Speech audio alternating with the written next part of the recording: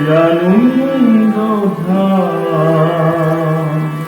কামার পুকুরে চলো মন ঘুরিয়া শিশু হয়ে গেল এলে ভগবান ধরণী রে ভালোবাসি ধরণী রে ভালোবাসি ধরণী রে ভালোবাসি আনন্দ কামার পুকুরে চলো ঘুরে আসি শিশু হয়ে দেখা এলে ভগবান ধরণী রে ভালোবাসি ধরণী রে ভালোবাসি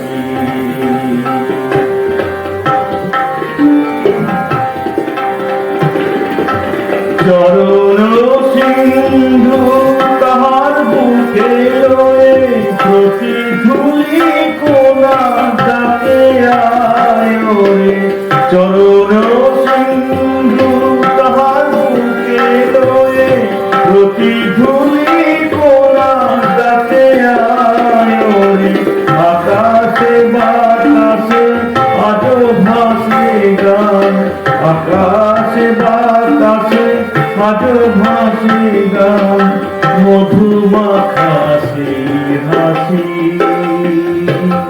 শিশু যেথা এলে ভগবান ধরণী রে ভালোবাসি ধরণী রে ভালোবাসি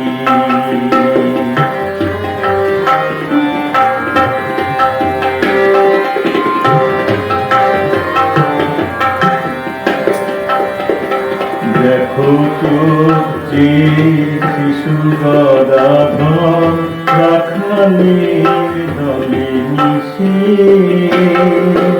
দেখো চোখে শিশু গদাধর রাখালের দলে মিশে আজো হয় সে লীলায় অভিনয় আজো হয় সে লীলায় অভিনয় কান পেতে শোনো এসে কান পেতে শোনো এসে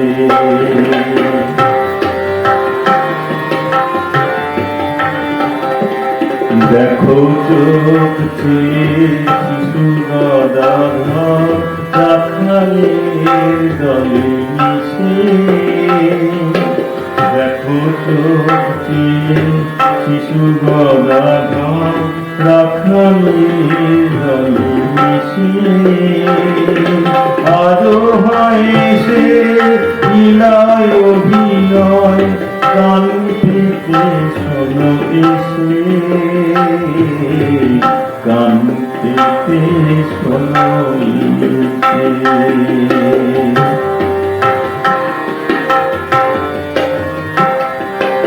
সকল তীর্থ এক হয় সেথা মহামিলনে শোনায় বারতা সকল তীর্থ এক হয় সেথা মহামিলনে শোনায় বারতা স্মৃতির পর ঝরে সমাধার স্মৃতির পর ঝরে সমাধার আশা ভরা বাদিবাসী শিশু হয়ে দেখা এলে ভগবান ধরণী রে ভালোবাসি ধরণী রে ভালোবাসি কামার পুকুরে চলো ঘুরিয়া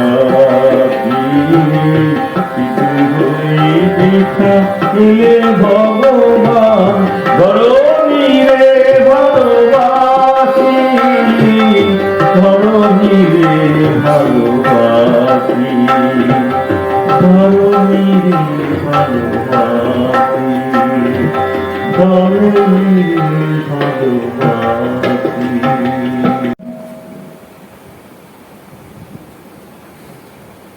আশা করি কিছু বলতে পারবো। উদাসের কথা শুনে কিছুটা ভেতরে গিয়ে যাচ্ছে, কিন্তু এতদিনের বাদে আবার নতুন করে, আর এটা এখন একটা যেন রোগের মতো হয়ে গেছে। আমি কথা মৃত্যুর সঙ্গে করলাম বলে এখন চারিদিক থেকে শুধু মহারাজের কথা বলার জন্য ডাক করছে। ঠাকুরের কথা শুনলে সবচেয়ে ভালো। ঠাকুর মা স্বামীজির জীবন হচ্ছে আসল, তাকে ধরে আমরা এগোলে আমাদের জীবনের ঠিক ঠিক উন্নতি হবে। তারা পাচ্ছেও, তাদের জীবন দর্শনও আমাদেরকে সেই পথে নিয়ে যায়। তো সেই হিসাবে নিয়ে যায় কথাটা বললাম যখন, তখন একটুখানি আমার জীবন দিয়ে শুরু করা যাক। সেটা হচ্ছে 1976 সালের কথা। তখন আমি রামকৃষ্ণ আশ্রম রায়পুরেতে হোস্টেলে পড়াশোনা করছি, পোস্ট গ্রাজুয়েশন করছিলাম। সেখানে তখন মন্দির প্রতিষ্ঠার উৎসব হলো। স্বামী আত্মানন্দজি ছিলেন, তার আমাদের বাড়ির সঙ্গে যোগাযোগ ছিল। যে কোনো কারণে হোক উনি আমাকে স্নেহ করতেন, আমি সব কাজে থাকতাম, আর ভালো লাগলো। আর হই হই করে আমরা সেই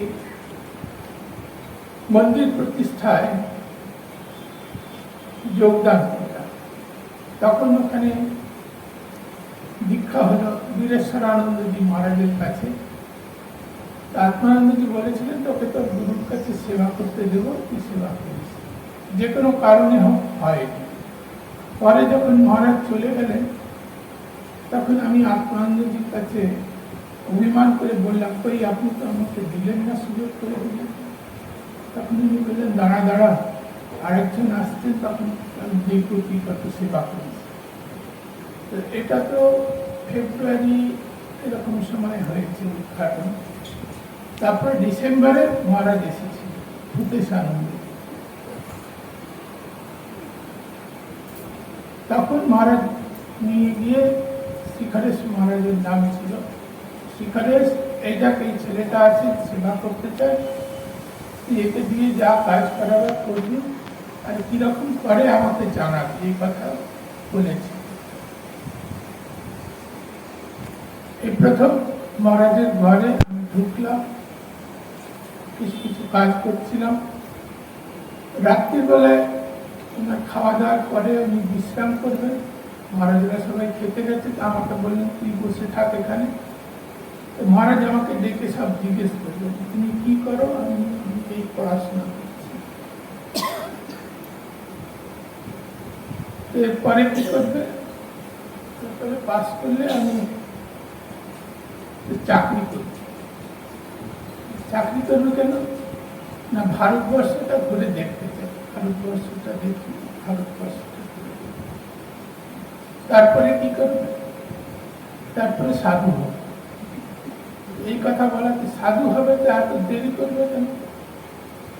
আমি তো কিছু জানি না, এই আপনার সঙ্গে কথা হচ্ছে, তাই আপনার মনের কথাগুলো এই বললাম। আর কিছুটা আত্মানন্দজি জানে। তারপরে বললেন, ঠিক আছে, আজকে এসো, তোমার নাম কি? শুক্রবার। তো যাচ্ছি, যখন ওনার মশারিগুলো বুঝে দিয়ে চলে যাচ্ছি, তো আমি প্রণাম করি। প্রণাম করাতে তখন মহারাজ বললেন, তুমি প্রণাম করলে কেন?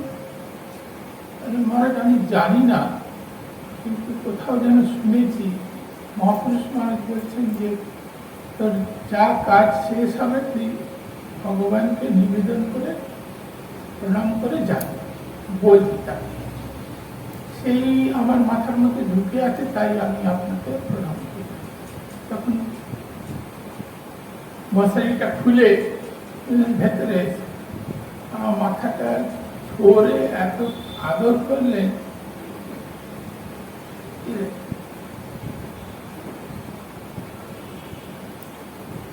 তখন মনে হলো যে মা যেন তার ছেলেকে আদর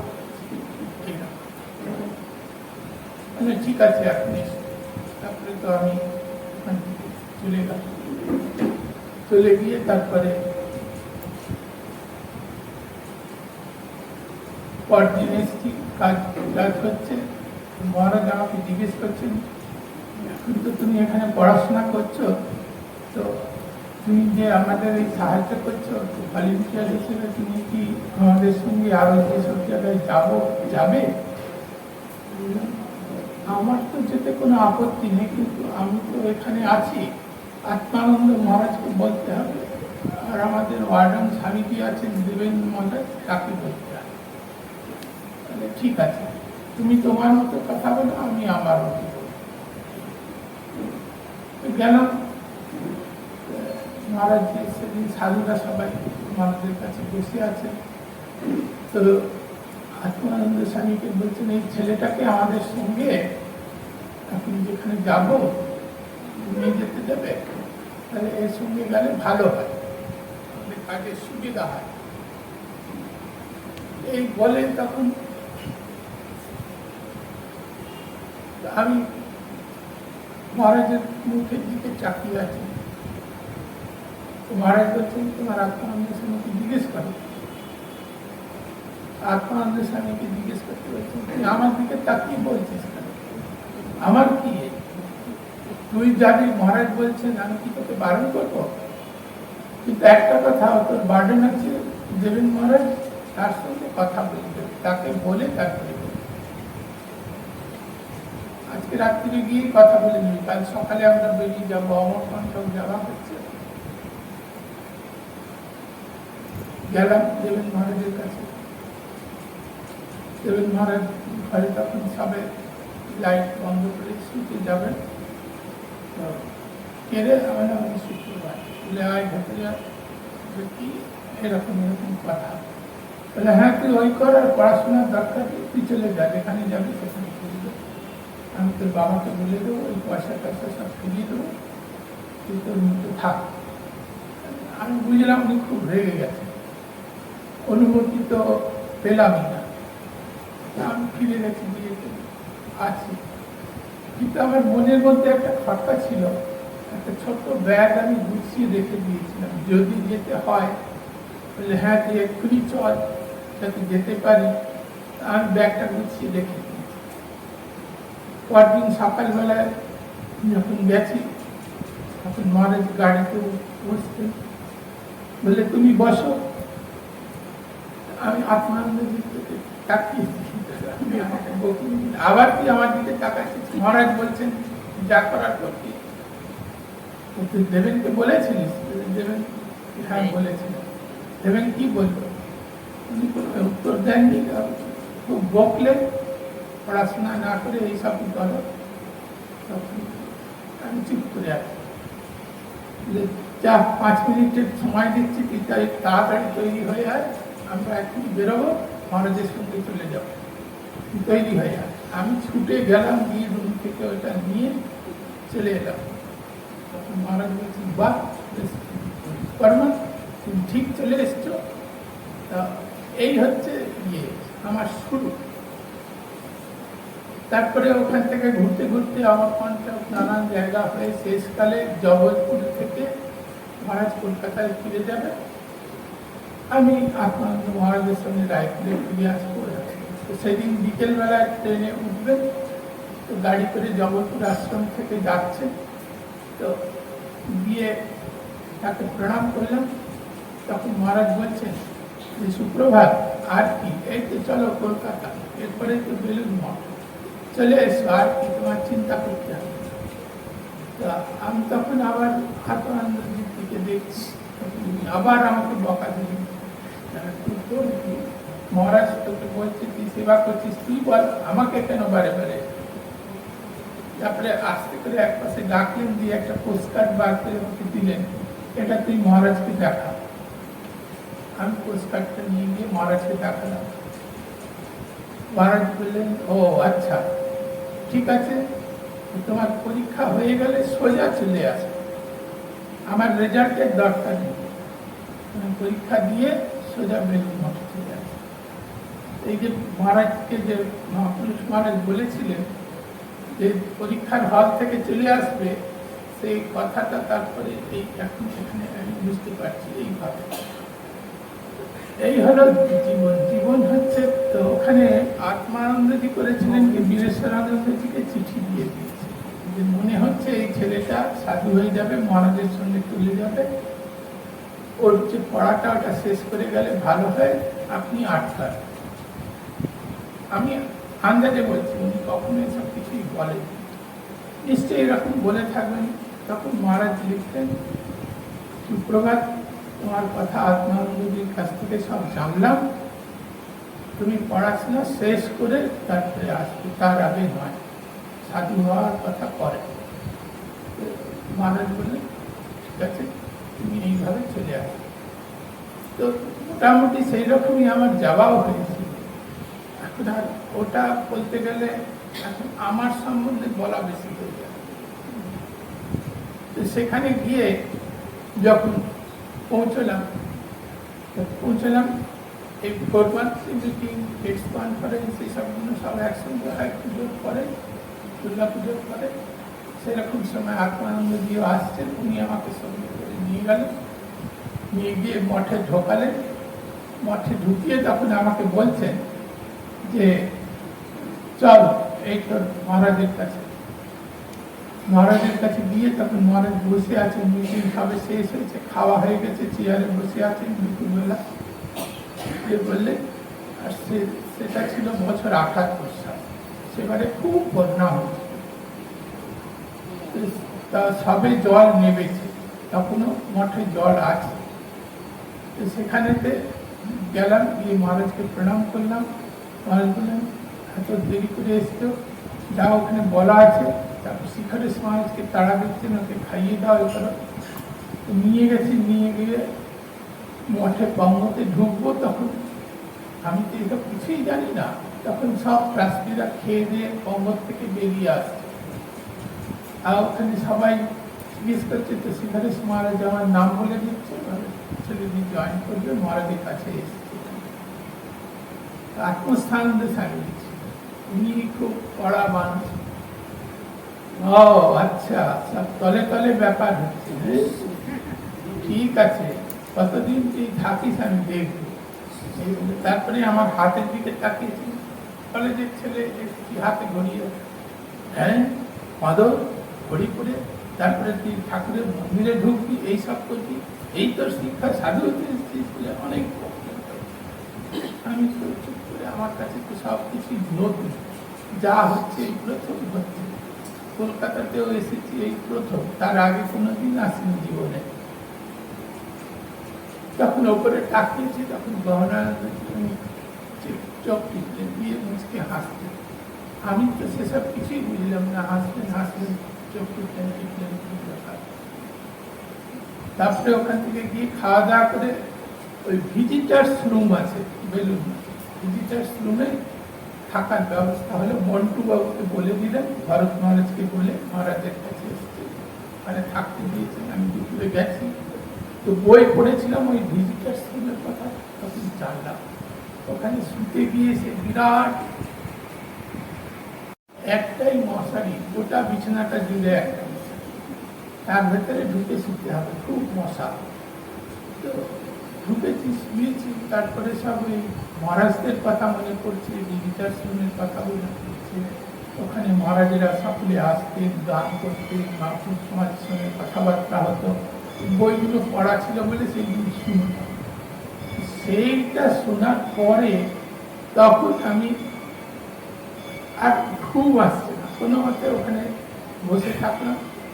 তারপরে মহারাজ 3টের সময় আসতে বলেছিলেন, আত্মানন্দ স্বামীজি এসে গেলেন, উনি আমাকে ডাকলেন, ডেকে নিয়ে ওই এটা এই মন্দির, এটা এই মন্দির করে করে পুরো মঠটা ঘুরে দেখিয়ে দিলেন। নিয়ে গিয়ে মহারাজের কাছে, এই নিন আপনার ছেলে, এবার কি করবেন? তো মহারাজ জিজ্ঞেস করছে, আত্মস্থানন্দ দেখেনি তো? বলে সব হয়ে গেছে, দেখেছে। বলে তো কি হয়েছে, আপনি ভয় পাচ্ছেন কেন? আপনি ভাইস প্রেসিডেন্ট, আপনি আবার আত্মস্থানন্দ? বলে ও তুমি জানো না, তখনই বলছেন মহারাজ আত্মযোগ্য। যাই হোক, একজন ভদ্রলোক ভক্তকে বলেছিলেন সলিলবাবু বলে একটি নাম, বলে একে এখনই নিয়ে যাও। তবে শ্রীকৃষ্ণ মহারাজ বলছে চা খেয়ে নিই। সেই সলিলবাবু আর আমি চা খেলাম।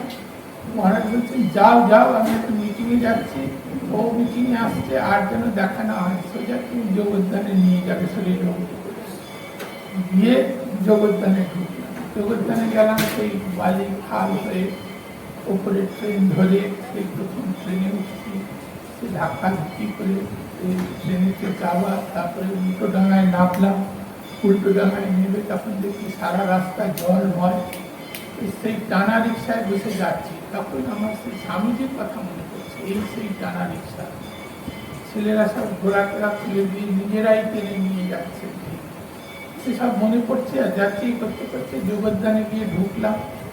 যোগদানে সেই তখনকার দিনের যারা আছেন তাদের যদি মনে থাকে, তখন ওখানে একটা ছোট্ট গেট দিয়ে ঢুকে ঘর ছিল। সেখানে ওই আমাদের যে বাউল ছিল মহেশ্বর বলে, সে থাকতো। সেই ঘরটার পাশে আমি দাঁড়ালাম, তখনও গোড়ালিও কি ডুবে আছে। সলিলবাবু বলছেন চলুন আর কি হচ্ছে, গিয়ে বসবেন, বলে না সব কাপড় চোপড় এরকম হয়ে গেছে, আমি ঢুকবো না, আপনি যান মহারাজের সঙ্গে কথা বলুন, মহারাজ যেমন বলেন আমি সেরকম করব। ওখান থেকে ফিরে আসলাম। ফিরে এসে তারপর সলিলবাবু আমাকে বলছেন চলুন মহারাজ অফিসে বসেছেন, দেখা করতে। গেলাম, ওনার সঙ্গে প্রণাম করলাম। তো এখন বলতে অবশ্য ক্ষতি নেই, তিনি রোগা মতো কালো মতো লম্বা চড়া মানুষ ছিলেন, বসেছিলেন আর বিড়ি খেতে খেতে তখন উনি বলছেন যে কি নাম, এমন করে একটা বললেন, আমি কিছু বুঝতেই পারলাম না, উচ্চারণ এরকম। তাই সলিলবাবু পেছন থেকে বলছেন আপনার নাম জিজ্ঞেস করছেন। তো আমি বললাম ও বাউলের ছেলে। এই শুনে আমি কি উত্তর দেবো, আমি তো কিছু ভেবেই পাচ্ছি না, এই নাম। তারপরেই বলছেন যে তুমি পড়াশোনা কত করেছে। আমি বললাম এইরকম পোস্ট গ্রাজুয়েশন করে আসছি। কি তোমার বিষয় ছিল? কেমিস্ট্রি। থাক থাক হয়েছে, তুমি আর পাকা পাকা সব ছেলে আজকাল আসতে শুরু করেছে। তারা সলিলবাবুকে বললেন যাও নিয়ে যাও, ওই ঘরটাতে ওখানে আছে, ওনার কাছে রেখে দেবে, কালকে সকালে দেখা হবে, তখন মহারাজ এসে যাবে, তারপরে সব কথা হবে। গেলাম, গিয়ে ঠাকুর মন্দির প্রণাম করলাম, উপরে ঘরে থাকলাম, রাত্রে একটু খাওয়া দাওয়া করলাম। পরদিন সকালবেলায় ব্রেকফাস্টের পরে প্রণাম করে মহারাজের কাছে গেলাম। মহারাজ সবার সঙ্গে পরিচয় করিয়ে দিলেন, বললেন সবাইকে প্রণাম করেছে, আমি আপনার প্রণাম করেছি। এসব করার পরে তখন গণেশ মহারাজ তখনও আসেনি, শ্রীকৃষ্ণ মহারাজ আছে আর মহিতোষ মহারাজ আছে, যে এখন ইয়েতে আছে, জার্মানিতে আছে। তো মহিতোষকে বললাম মহিতোষ তুমি ওকে গাইড করবে, সব নতুন ছেলে সব ও পড়ালেখা সেনার ছেলে, আবার ওকে গাইড করবো, আগে নতুন এসছে বলে তো দিতে হবে। ঠিক আছে ঠিক আছে, এরকম করে হলো। মন্দিরে কাজ দিলে, মন্দির পোছা, ফুল তোলা, ওখানে যারা আছেন ভক্তরা তারা শিখিয়ে দিলেন কীভাবে ফুল বাঁচতে হয়, কীভাবে বেলপাতা বাঁচতে হয়। ভলেন্টিয়ার ভক্তরা ছিল, গাছে গিয়ে কীভাবে ফুল তুলতে হয় সেইগুলো সব শিখিয়ে দিয়ে, সেগুলো সব শিখবার জিনিস আছে। তখন আমি বুঝলাম যে কত মানে সুষ্ঠুভাবে জিনিসগুলো পরিচালিত হয় মঠ মিশনে, সেটা বুঝলাম। সেই সব করার পরে মহারাজ বললেন তো তোমার তখন সময় থাকে, ওই আমাদের একজন ভক্ত আছে, সে পোস্ট অফিসে কাজ করে, সে আসে, এসে আমাদের জন্য চা তৈরি করে। সেই উনুনটা ধরাতে হয়, সে গুলের উনুন দিয়ে আগুন দিয়ে তার ধরাতে হয়। ওর সঙ্গে বসতেছে, লম্বা চড়া মোটা করে বসতে, তার কাছে বসে আছে। আর অন্য এই মহারাজেরা দু একজন তারা সব মজা করছে, দেখছি যে উনি জানানো দেখছি যেন কিছু দেখেনি এমন ভাবে দেখছি। এখন শিখতে হয় বলেছেন তো সেই রকম, তো উনিও সব বুঝিয়ে বুঝিয়ে বলছেন, ভালো মানুষ ছিলেন, ওনার সঙ্গে কথা কথা বলে। তারপরে সেই চায়ের ঘর ছিল, সেখানে নিয়ে গিয়ে চাটা করে তারপরে ঘন্টা দেওয়া হলো। ঘন্টা দেওয়ার পরে তখন শিক্ষাদাস মহারাজ এসে মহারাজের জন্য চা নিয়ে গেল। মহারাজের ব্রেকফাস্ট ছিল ওখানে, আমরা বসলাম, খাওয়া দাওয়া হলো। তো মহারাজ আমাকে দেখেছেন, দেখে বলছেন তোমার কাপড় চোপড়গুলো নোংরা হয়ে গেছে, তো তুমি সাবান খেয়ে নাও। কোথায় সাবান টাবান পাওয়া যায় সব বলে দিয়ে, তো সেই ঘরটা এখনো আছে, সেই ঘরটাতে মহিতেশ মহারাজ বসে আছেন, ওখানে গেছি। যান যান, আমরাও এরকম করে সব বড় হয়েছি, এখন আপনি মহারাজের সঙ্গে এসছেন বলে আর খাতি লোক। তারপরে যান, ওখানে যান, ওই যে ঘরে রাত্রিরে গেছিলেন সেই ঘরেই যান, গিয়ে ওনার কাছে চাইবেন। কি হলো আবার এখানে কেন? মহারাজ কাপড় চোপড়গুলো নোংরা হয়ে গেছে, একটু সাবান দরকার ছিল। মহারাজ বললেন আপনার কাছে গিয়ে সাবান, আমি তো কালকেই বললাম এই পড়ালেখা করে এসছে, এই সব তোমাদের ইয়ে, এখন সাধু ব্রহ্মচারী হতে এসছে, এখনই সাবান চাই চাই। কি আর তা উনি দেখিয়ে দিলেন, ওই কোলাতে সাবান আছে, ওখান থেকে নিয়ে চলে যাচ্ছে। কি নীল নিলে না? তারপরে আবার এসে বলতো মহারাজ বলেছে নীল দিতে, নীল একটু নিলাম, তারপরে যাও। এরকম করে করে সব আমাদের ইয়েটাও বেশ ভালো লাগছে, আবার বেশ রগড়ও হচ্ছে, সেটা বুঝতে পারছি, এখন উপায় নেই। তারপরে তখন যখন মঠে যেদিন প্রথম এসেছিলাম, তারপরে মিটিংয়ে আর একদিন যাওয়া হলো, সেদিন ওখানে সাধু একজন শরীর দিয়েছে, সব ওখানে গিয়ে ওই পল্লী মঙ্গল যেটা আছে এখন সেইখানে গিয়ে ওখানে সাধুকে রাখা হয়েছিল, সবাই প্রণাম করছে। করার পরে সেখানে থেকে দুপুরবেলায় এক্সিবিশন গ্রাউন্ডে নিয়ে যাবে, ওখানে তাকে দাহ সংস্কার করা হবে। কৈলাসানন্দ স্বামী ওনার শরীর সেই আমি তখন তাকে দর্শন করি। মহারাজ এসে জিজ্ঞেস করলেন প্রণাম করেছিলেন, তো ওনার সম্বন্ধে খুব বললেন। কৈলাসানন্দ স্বামীর একজন যারা আমাদের মঠে থাকতেন, নরোত্তম মহারাজ, খুব মজার সাধু ছিলেন, গাড়ি ছিল, মহারাজরা খুব তাকে করতেন।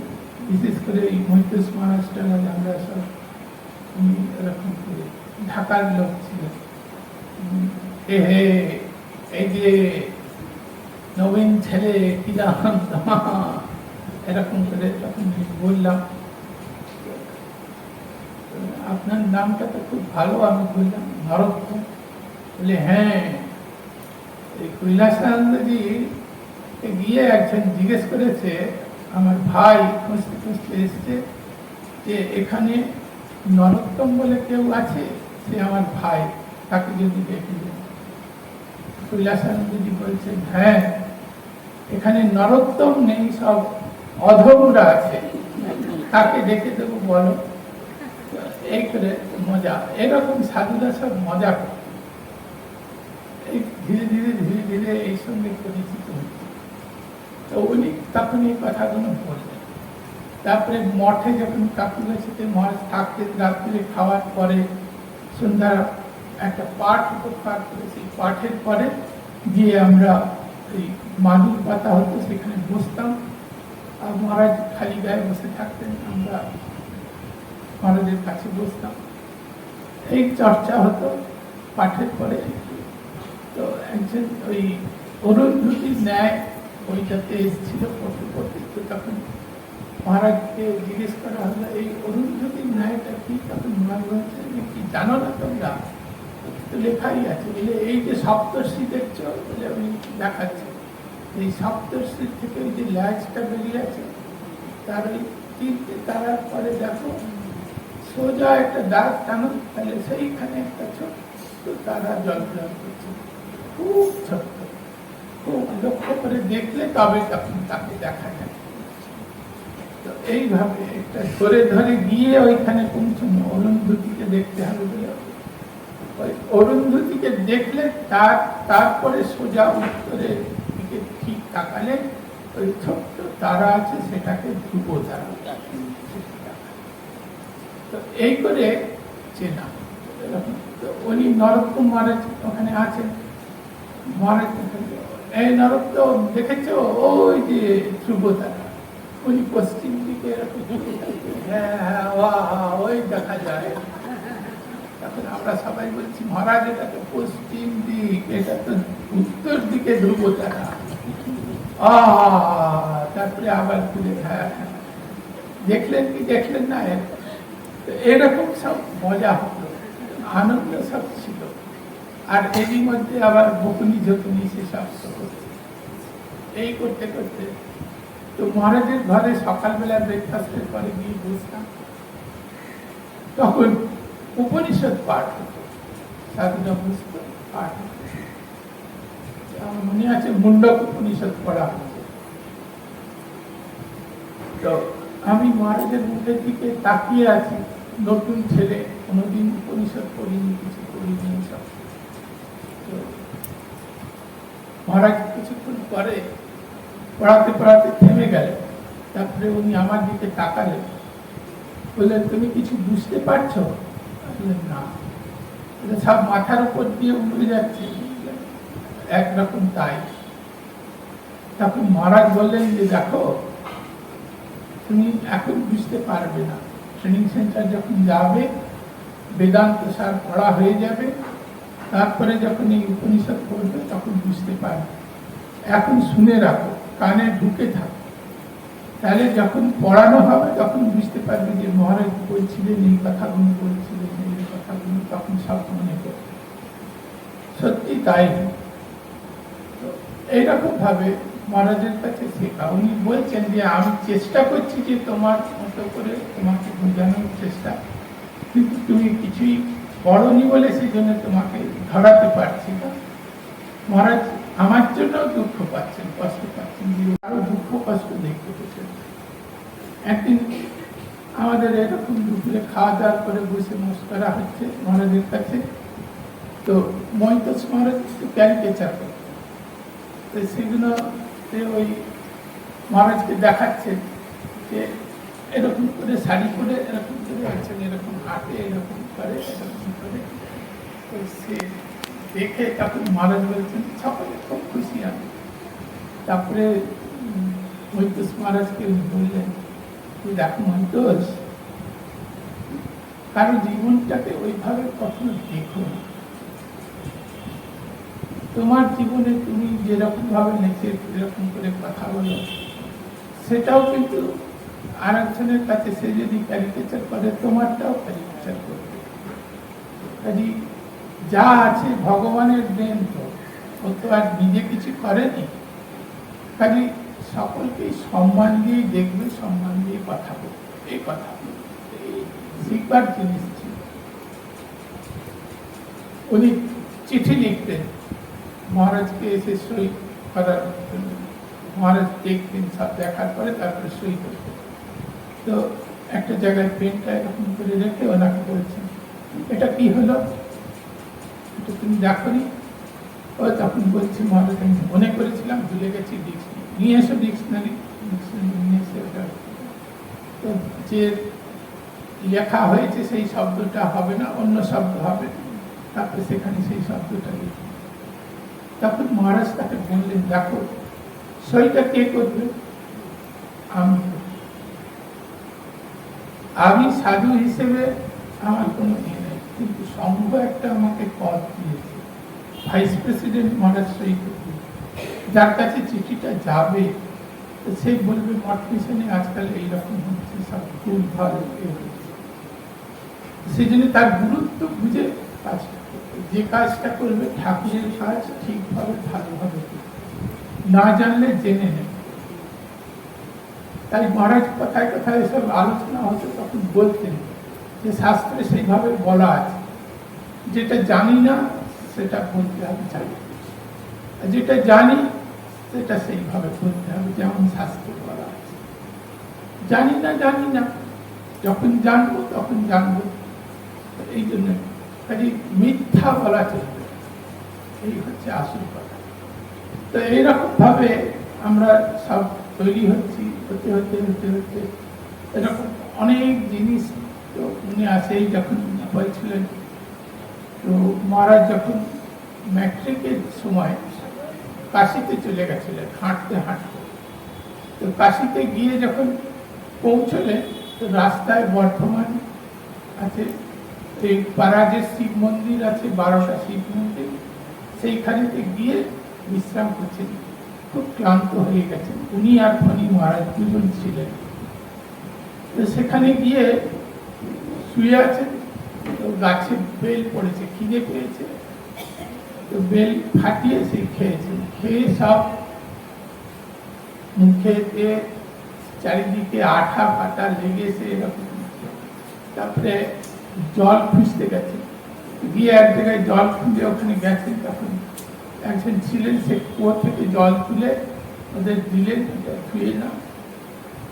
তখন সে ভদ্রলোক বলছেন, তোমরা এইভাবে বেরিয়েছ কেন, কোত্থেকে এসছো? তোমরা তো আমাদের এখানে লোক নাও, মনে হচ্ছে কলকাতা থেকে এসছো ছেলে। ধরে সে স্টেশনে নিয়ে গেল, স্টেশন মাস্টারকে, দেখুন এরা বাড়ির ছেলে, বেরিয়ে পড়েছে না বলে এদেরকে কলকাতায় পাঠিয়ে। তখন সেখানে তুলে ট্রেনে তুলে দিয়ে ওখানে পাঠিয়ে। তো ওখানে পাঠিয়ে দেওয়ার পরে আবার যথাবৎ রাত্রির বেলায় ঘরে গিয়ে চুপচাপ শুয়ে আছেন। পরদিন সকালবেলায় সবাই বলছে, হ্যাঁ রে কোথায় গেছিলিস, গেছিলিস কেন, এসব করতে। কিন্তু পরে গঙ্গার ঘাটে, ওই যেটা বললেন, গঙ্গার ঘাটে গিয়ে ফণি মহারাজ বললেন যে আমরা সুযোগ পেলে আবার বেরিয়ে, আমাদের সাধু হতেই হবে। আবার কাশি হয়ে তারপরে ওই উত্তর কাশি গেল। উত্তর কাশি কনখলে আমাদের আশ্রম আছে, তো সেখানে গেছে। ওখানে কল্যাণানন্দ স্বামী আর নিশ্চয়ানন্দ স্বামী, স্বামীজির দুই সন্তান, ওরা তখন ওই আশ্রমটা দেখাশোনা করেন, সাধুদের সেবা করেন। ওখানকার তখনকার মতে হচ্ছে আমরা ভঙ্গি সেবা করি, মানে নিচ্ছাতিদের লোকের সঙ্গে আমাদের ওঠা বসা এরকম। তো সেটা সাধু সমাজে ইয়ে ছিল না, সেই জন্য আমাদেরকে অতটা ইয়ে করতো না, প্রাধান্য দিত না। পরে মন্ডলেশ্বর তিনি আমাদেরকে নেমন্তন্ন করলেন। উনি গিয়ে যখন ওখানে বসলেন, বসার পরে জিজ্ঞেস করলেন, আচ্ছা এখানে তো সবাই এসেছে দেখছি, কিন্তু ওই আমাদের সেই কনখল আশ্রমের মহারাজরা তো আসেনি, ওরা আসেনি কেন? তখন বলছেন যে ওদেরকে বলা হয়নি। কেন বলা হয়নি? ভঙ্গি সাধু উঠে গেল, ওরা যদি না আসে আমি কর্মতে বসবো। তখন আবার উনি ইয়ে করে সবাই হাত পা ধরে তারপরে মহারাজদেরকে বললেন, মহারাজরা আসলেন, বসলেন, সেদিন সেখানে বললেন, তোমরা যে ভাবছো এরা এরকম ভঙ্গি সাধু নয়, এটাই আসল সাধু সেবা। এটাই স্বামীজি শিখিয়ে গেছেন, মানুষের সেবা করতে হবে। কেন করতে হবে না, তার ভেতরে ভগবান আছে, সেই ভগবানের দৃষ্টিতে তাকে সেবা করলে তার তো কল্যাণ হবে, তোমাদেরও কল্যাণ হবে। এইভাবে সেবা করছে বলে এদেরকে সেইভাবে সম্মান দিতে হবে, কখনো আর এরকম অসম্মান করবে না। এই সেই থেকে আমাদের রামকৃষ্ণ মঠ মিশনে সাধুদেরকে, উত্তরাখণ্ডেরকে তখন এই সম্মান দেওয়া শিখেছে এরকম। তো ওইখানে যখন আছেন, তো ঢুকবেন যখন আশ্রমে, একটা গেট আছে, সেই গেটটা হচ্ছে এরকম করে খুললে ওখানটা ঢুকলেন, তারপরে আবার গেটটা এরকম করলে, তারপরে ওই দিকে ভেতরে সেই রকম গেট। মেন গেটটা খোলা থাকে না, ওই রকম গেট দিয়ে যাওয়া আসা। এখন ওখানে বিরাট বিরাট কুকুর, সে ঘেউ ঘেউ ঘেউ ঘেউ করে সকালে কোথায় যায়, কোন দিকে যায়। তো ওরাও মাটি খুঁড়ে খুঁড়ে ওই গেটটার তলা দিয়ে জায়গা করে কুকুরগুলো এইদিকে চলে আসে। তখন মহারাজ দেখলেন এই গেটটা ধরে ওইদিকে চলে গেল, তখন আবার ওখান দিয়ে ঢুকে ওখানে চলে গেল।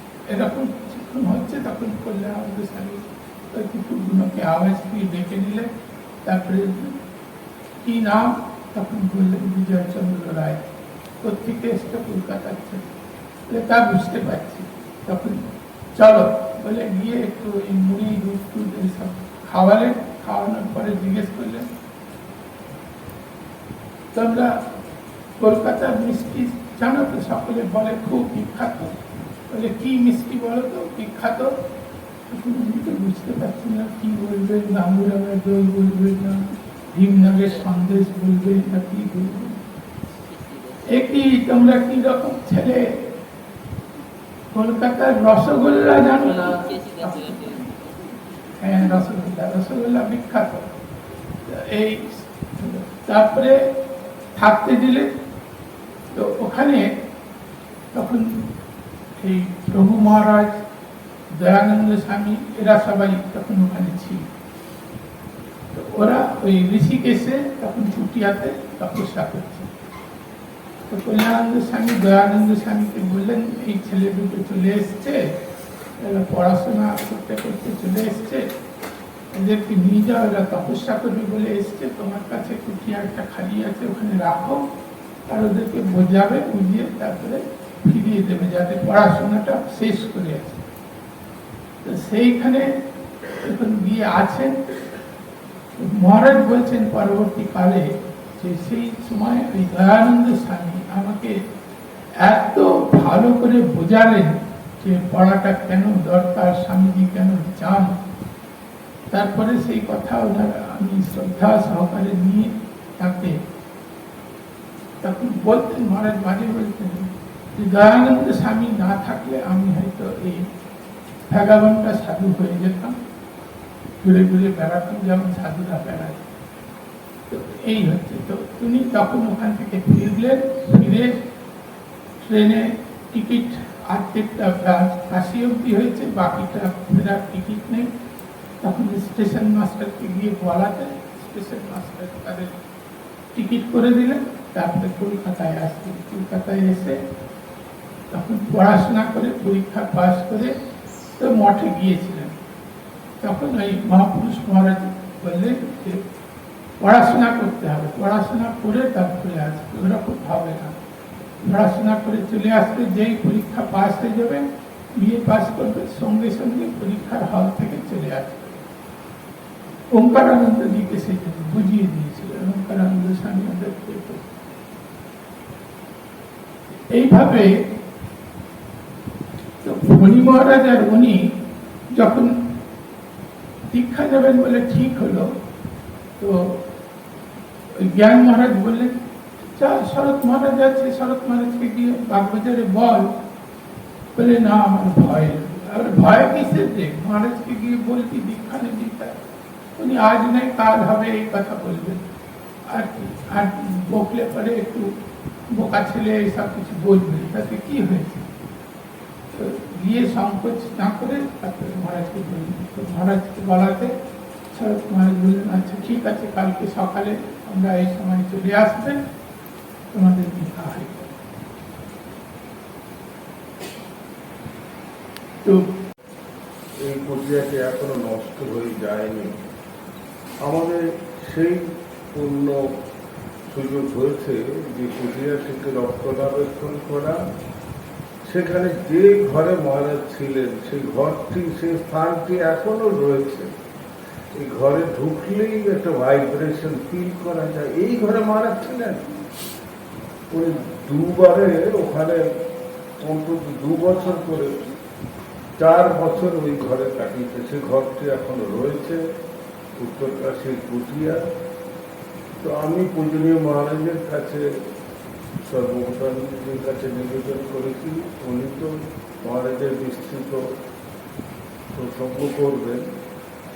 কিন্তু আমার যেহেতু সুযোগ হয়েছে সংসার গ্রাম সম্বন্ধে একটু বেশি করে দেখা এবং বাগবাজারের অপ্রসিদ্ধ শিব মন্দিরটি একটু নাড়াচাড়া করা, এবং সেই উত্তরাঞ্চলের উত্তরাখণ্ডের উত্তরকাশীর সেই সাধন কুটিতেও প্রতি বছর আমরা যাই, গিয়ে ওখানে রক্ষণাবেক্ষণের চেষ্টা করি।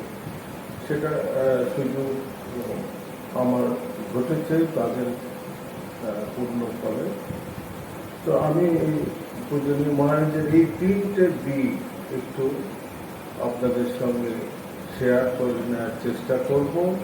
এবং দেখা যায় যে এই মহারাজের জন্ম যদি 1901 সালে আমরা ধরি এবং শরীর গেছে 98 সালের 10ই আগস্ট, এই যে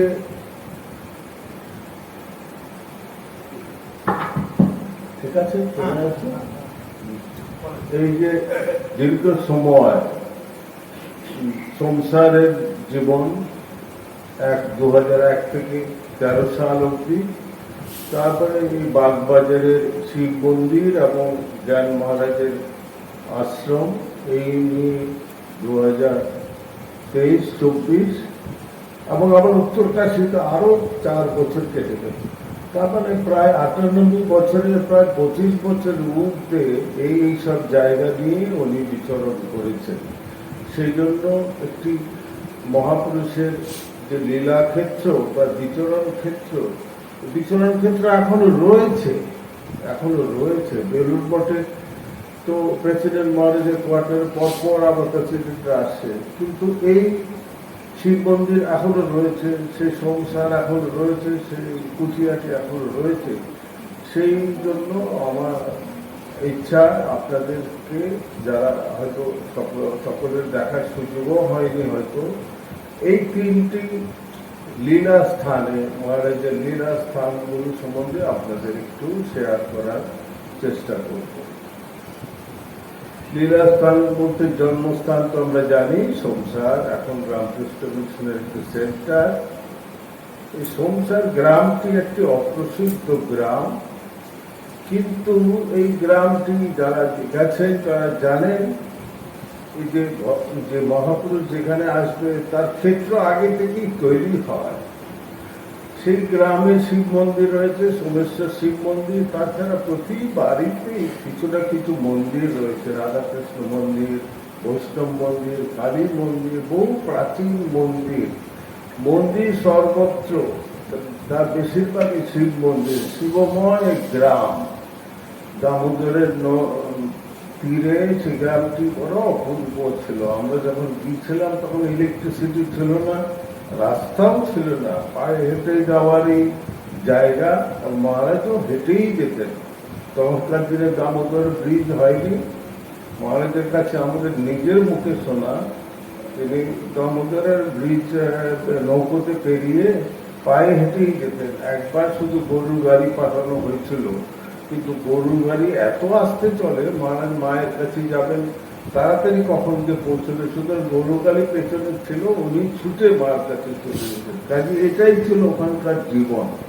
এখনো যে খুব একটা উন্নতি হয়েছে তা নয়, তবে রাস্তাঘাট হয়েছে, কিন্তু এখনো সেই সংসারের পুরনো যে একটা আভিজাত্য, একটা যে ধর্মীয় বাতাবরণ, একটা যে এর ভেতরে একটা আধ্যাত্মিক ছোঁয়া আছে, সেটা পেতে কোনো অসুবিধা হয় না। প্রতি বাড়িতেই শিব মন্দির বা কোনো মন্দির বা সোমেশ্বর মন্দির তো আছে। তো মহারাজের এই যে গ্রামে আসা, সেটা বইয়ে আছে, সেগুলো আপনারা জানেন।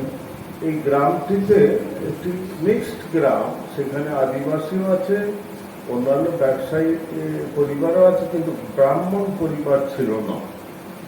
এবং ওখানে যারা ধনাঢ্য ব্যবসায়ী অনেক ছিল। আপনারা জানেন যে এই কলকাতায় আছে চাঁদপাল ঘাট, সে আগেকার দিনে সব স্টিমার যেত গঙ্গার এপার ওপার, চাঁদপাল ঘাট থেকে হাওড়া এরকম হতো, এখন যাই কিনা জানি না। যাই হোক, এই চাঁদপালের বসবাস ওই গ্রামে, সেটার একটি ঘটনা আছে। চাঁদপাল ওদের কাঠের ব্যবসা ছিল, তো ও সব দামোদর নদী দিয়ে সব মালপত্র আনা নেয়া করতো। শোনা যায়, এগুলো সব পৌরাণিক কাহিনী। এই চাঁদপাল মশাই এই গ্রামের সামনে যখন গিয়ে সোমেশ্বর মন্দিরটি দেখতে পান, তখন নৌকো থামাতে বলেন, আমি গ্রামে নামেন। এই গ্রামে সোমেশ্বর মন্দির এবং গ্রামের পরিবেশ দেখে খুব পছন্দ হয় এবং পরবর্তীকালে সেই গ্রামেই তার বসবাস হয়।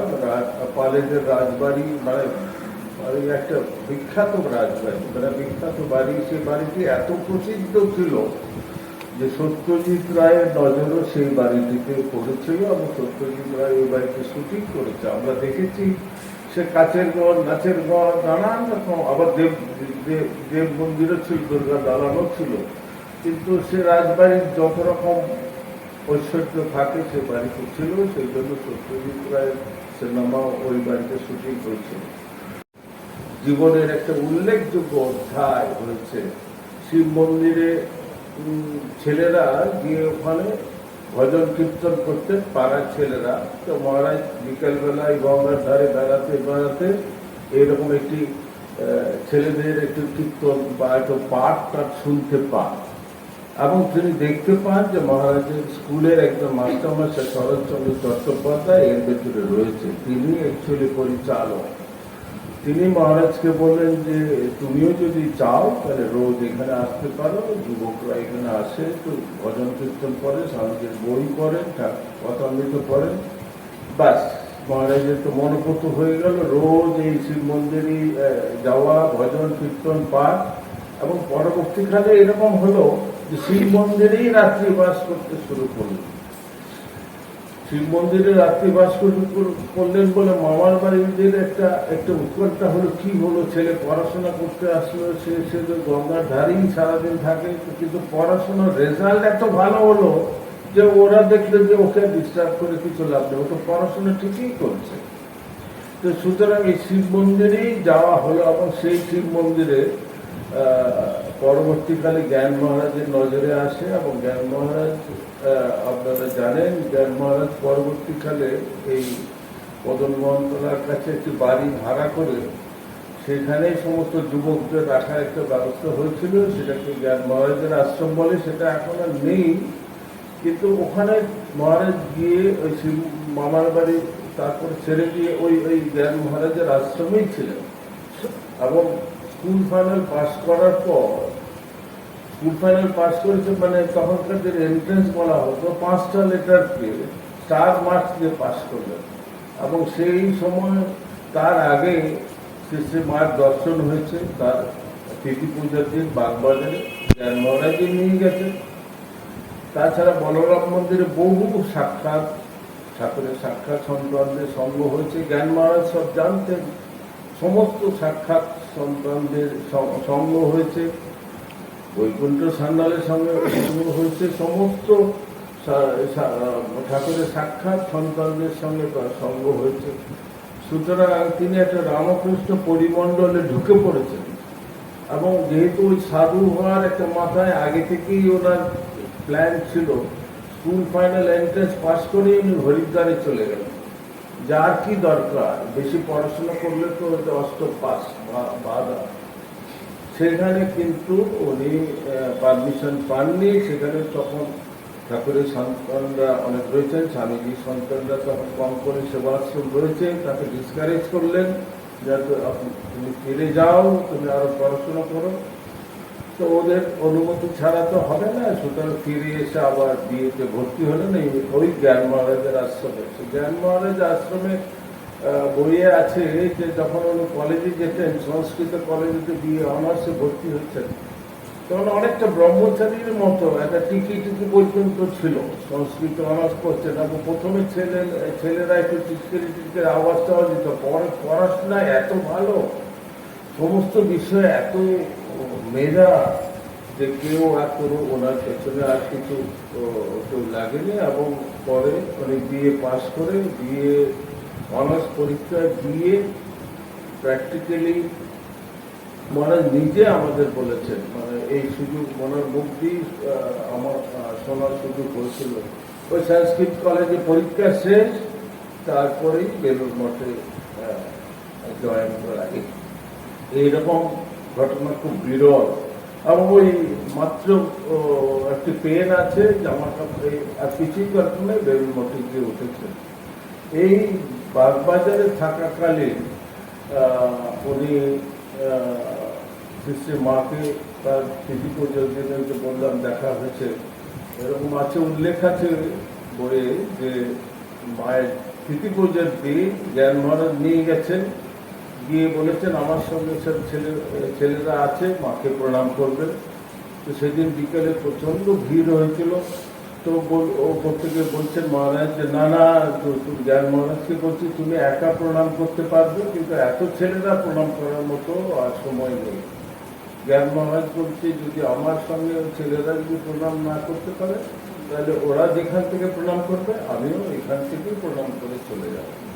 এই কথা শুনে তারপরে আবার মাকে গিয়ে জানিয়েছে, তখন বলছে ওদের নিয়ে আসবে। তো সেটা মা শ্রী মায়ের সশরীরে এটি প্রথম দর্শন। এবং দর্শন মানে মহারাজের কাছে আমরা শুনেছি মায়ের তো ভূমিকাখানি থাকতো, কাজে চরণ দর্শন হয়েছে, চরণ প্রণাম হয়েছে, কিন্তু এছাড়া তো কিছু তখনকার দিনে এরকম ছিল না।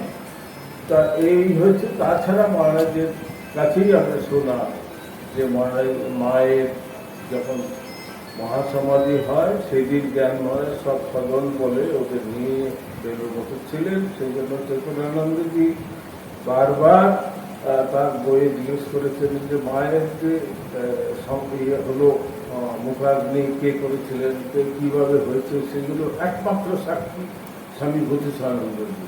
তার তখনও ভূতেশানন্দজি হননি, তখন বিজয়চন্দ্র রায়।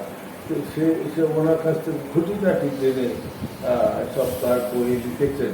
সেটা আমরা জানতে পারি যে মাকে দুবার সেই অবস্থায় দেখার সুযোগ হয়েছিল। বাগবাজারে থাকার সময় মহারাজের আরও মাস্টারমশাইয়ের সঙ্গে দেখা হয়েছে, আরও গোলাপ মা বা মায়ের সমস্ত যারা সঙ্গে ছিল তাদের সকলের সঙ্গেই মহারাজের দেখা হয়েছে। একবার ওই যে বললাম যে একবার এন্ট্রেন্স পরীক্ষার পরে শুধু হরিদ্বার গেছেন, দমকল বা ঋষিকেশ গেছেন, কিন্তু এছাড়া এই সবসময় পড়াশুনো নিয়েছিল করেছে। মাটির ঘর আপনারা গেলেই বুঝতে পারবেন যে এই ঘরে সাপ ঢোকাটা কোনো ব্যাপার নেই, দরজা জানলা যেরকম আছে। সে ঢুকে পড়েছেন, উনি দেখেছেন, কিন্তু উনি একেবারে স্থির হয়ে ধ্যানে আছেন।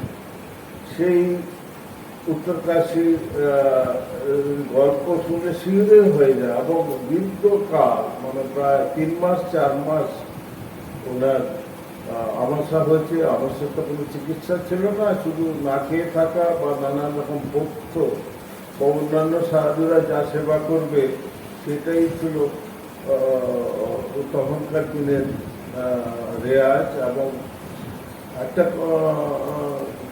কথা শোনা যায়, মানে মহারাজের কাছেই আমরা শুনেছি সেটা, যে তখন দ্বিতীয়বার যখন উত্তরকাশী যান, তখন এই সাধুদের এত কষ্ট, এত বড় বড় সাধুরা আসছেন, ভালো সাধুরা আসছেন। কোনো একজন মারোয়ারি ভক্ত মহারাজকে অফার দিলেন বা অন্য সাধুদের অফার দিলেন যে আমি কিছু টাকা দিচ্ছি, আপনারা এখানে একটা ঘর তৈরি করুন, এত কষ্ট করে আপনাদের তপস্যা আমি আর সহ্য করতে পারছি না, আপনারা একটা কিছু করুন, এখানে আমি টাকা দিচ্ছি, আপনারা ঘর বানিয়ে নিন। মহারাজ নিজে লিখেছেন, মানে নিজে বলেছেন যে অন্য সাধুরা তখন মহারাজকে বলে যে তাহলে তুমি বেলুড় মঠে পারমিশন নাও, মঠে লেখো যে তাহলে আমরা ঘর করতে পারি, তাহলে অন্য সাধুরাও আসতে পারে। মহাপুরুষ মহারাজ তখন মঠাধ্যক্ষ, মহারাজ অন্যদের কথায় চিঠি লিখলেন যে এরকম একজন ঘর করে দিতে চাইছে। তো মহাপুরুষ মহারাজকে সোজা উত্তর দিলেন যে দেখো, তুমি তো তপস্যা করবে বলে ওখানে গিয়েছিলে, ঘর বাড়ি তৈরি তো বেলুড় মঠে অনেক হচ্ছে, তো ঘর বাড়ি যদি তৈরি হবে তাহলে উত্তরকাশী কেন, তাহলে মঠে চলে আসো, অনেক ঘর বাড়ি তৈরি হচ্ছে। কি ফোকাসড ইনস্ট্রাকশন! এই কথাগুলো বলে মহারাজের জন্য মানে চোখে জল এসে যেত, যে মহাপুরুষ মহারাজের স্নেহ ভালোবাসা যে সন্তানদের কি করে ধরে রাখতে হয় সেগুলো আমরা ওর কাছে শোনার সুযোগ পেয়েছি। তারপরে আর সেই কুটিয়া করা বা বাড়ি করার আর কোনো চিন্তা ওনার ছিল না, কিন্তু সবসময় তপস্যা যাওয়ার একটা ওনার নেশা ছিল। এবং কেউ তপস্যায় গেছেন শুনলেই উনি খুশি হতেন। আমরা শুনেছি ওনার নিজের মুখের কথা যে উনি ঋষিকেশ থেকে হেঁটে উত্তরকাশী যেতেন। তা আমার তো খুব কৌতূহল, হেঁটে এত দূর যাওয়া যায়? আমাকে বলেছিল উনি, আরে তোমরা যে উত্তরকাশী যাও আমরা কি আর সেই রাস্তায় হেঁটেছি? আমাদের একটা তখন শর্টকাট রাস্তা ছিল, একটা পাঁচজনের রাস্তা, সে অনেক নিচ দিয়ে অনেক শর্টকাট রাস্তা। তাছাড়া পাহাড়ি লোকেদের সন্ধে হলেই ওদের বাড়িতে চলে আসুন, বাস এটা একেবারে ওদের ওদের স্বাভাবিক আতিথেয়তা। সন্ধে হচ্ছে সাধু যাবে কোথায়, এখানে চলে আসুন, আজকে রাত্রি এখানে থেকে যান, এটাই পাহাড়ি লোকেদের এখনো সেই ভাব আছে। এখনো আমরা যে উত্তরকাশী যাই, উত্তরকাশীর যে পাহাড়ি লোকেরা